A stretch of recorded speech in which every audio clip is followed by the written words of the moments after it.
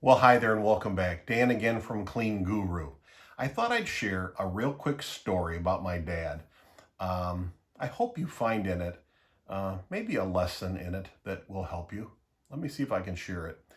My dad used to really try to always do something to be active. So he would a lot of times walk around the neighborhood.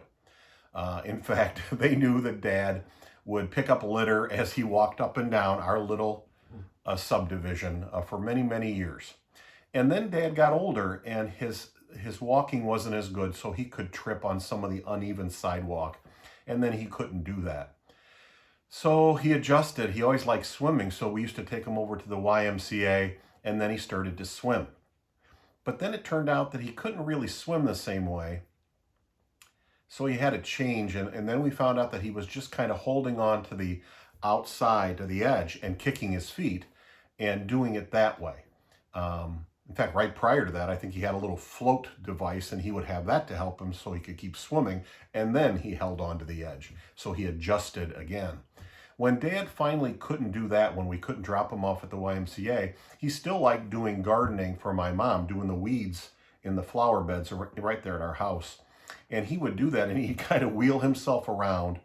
Not wheel himself, it was that walker, right? That walker that we've all seen.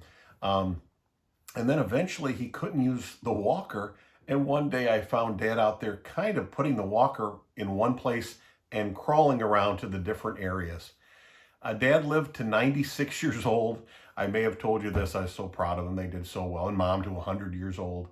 But I think so much of, at least one thing I think made a difference is, and maybe this is the lesson, is rather than quitting on being active, Dad adjusted.